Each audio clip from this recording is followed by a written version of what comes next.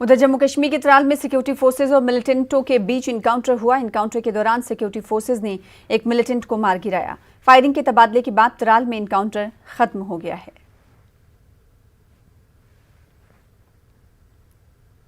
वहीं जिला बडगाम के चाडूरा में मिलिटेंटों ने सीआरपीएफ पार्टी पर हमला किया, जिसमें सीआरपीएफ के एक एहलकार शहीद हो गए और मिलिटेंट शहीद जवान की राइफल लेकर फरार हो गया। सीआरपीएफ ने इलाके का मुहासरा कर तलाशी कार्रवाई शुरू कर दी। शहीद जवान की शनाख्त एएसआई के तौर पर हुई है। उसका ताल्लुक नागपुर से है। तो चाडूरा में इनकाउंटर हुआ और मिलिटेंटों ने सीआरपीएफ पार्टी पर हमला किया है, जिसमें सीआरपीएफ के एक एहलकार शहीद हुए हैं और मिलिटेंट शहीद जवान की राइफल लेकर फरार हो गए। कब का ये पूरा मामला है, कब सीआरपीएफ पार्टी पर हमला हुआ, जानने की कोशिश करेंगे। और इलाके में इस वक्त क्या कुछ हालात बने हुए, समी बताइएगा कितने बजे सीआरपीएफ पार्टी पर मिलिटेंटों की जानिब से हमला किया गया और इस वक्त क्या कुछ हालात है?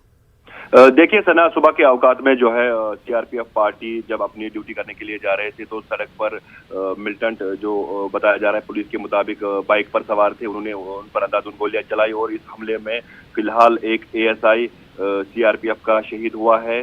फिलहाल जो है पूरे इलाके को सिक्योरिटी फोर्सेस ने अपने मुहासरे में लिया है और हमलावरों की तलाश जारी है। मैं आपको बताता चलूं कि जो ये सीआरपीएफ का एएसआई जवान जो शहीद हुआ इस हमले में, उसकी राइफल छीनने में भी मिलिटेंट जो है कामयाब हुए और वहां उस एरिया से फिलहाल मिलिटेंट भाग गए और मिलिटेंटों की तलाश अभी जारी है। फिलहाल इस पूरे इलाके को सील कर दिया गया है सिक्योरिटी फोर्सेस की तरफ से और हमलावरों की तलाश बड़े पैमाने पर शुरू कर दी गई है। समी, क्या सीआरपीएफ के एहलकारों को लग रहा है कि मिलिटेंटों ने सीआरपीएफ पार्टी पर जिन्होंने हमला किया था वो अभी इर्द गिर्द ही मौजूद होंगे या फिर सीआरपीएफ पार्टी ने इस दायरे को वसी किया है?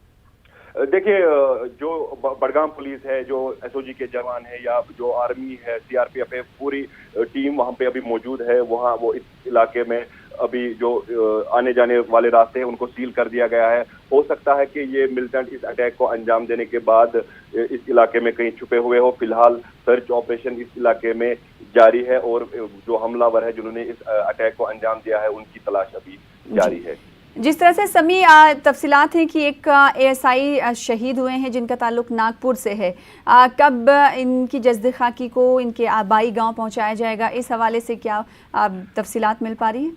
देखिए, जो सीआरपीएफ के आला अधिकारी है उनसे हमारी बात हुई है। फिलहाल जो है बॉडी को लिया गया है श्रीनगर के एक हॉस्पिटल में जहां उनके लवाजमात पूरे किए जाएंगे। उसके बाद उन्हें हुमामा में एजाज के साथ नवाजा जाएगा, उन्हें गार्ड ऑफ ऑनर दिया जाएगा। उसके बाद ही जो है उनकी जस्द खाकी को अपने इलाके के लिए रवाना किया जाएगा। बहरहाल इलाके में किस तरीके से कॉर्डन ऑफ सर्च ऑपरेशन जारी है, बताइए। देखिए सना, सुबह जब ये अचानक ये फायरिंग हुई उसके बाद सिक्योरिटी फोर्सेस ने इस पूरे इलाके को अपने मुहासरे में लिया है। हम अगर बात करेंगे हाल ही में त्राल शरीफ इलाके में एक एनकाउंटर हुआ था जिसमें एक मिलिटेंट मारा गया था। उसके बाद इस इलाके में जो है कंटिन्यूअसली कोऑर्डिनेट सर्च ऑपरेशन होते हैं और फिलहाल जो आज सुबह मिलिटेंटों ने वहां पे इस अटैक को अंजाम दिया उसके बाद जो है पूरे तरीके से उस इलाके को सील कर दिया गया है और अभी जो है मिलिटेंटों की तलाश जारी है। तो पूरे इलाके को मुहासरे में ले लिया गया है और लगातार सीआरपीएफ की पार्टी मिलिटेंटों को तलाश कर रही है। साथ ही साथ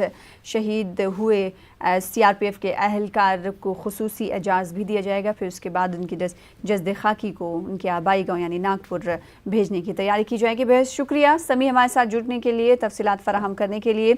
जम्मू कश्मीर की साबिक वज़ीर आला महबूबा मुफ्ती की रिहाई का मामला अब सुप्रीम कोर्ट पहुँच गया है। महबूबा मुफ्ती की बेटी इल्तिजा मुफ्ती ने अपनी माँ की रिहाई के लिए सुप्रीम कोर्ट में दरखास्त दायर की है। इल्तिजा मुफ्ती का इल्ज़ाम है कि उनकी मां महबूबा मुफ्ती को पब्लिक सेफ्टी एक्ट यानी पीएसए के तहत गैर कानूनी तरीके से हिरासत में लिया गया।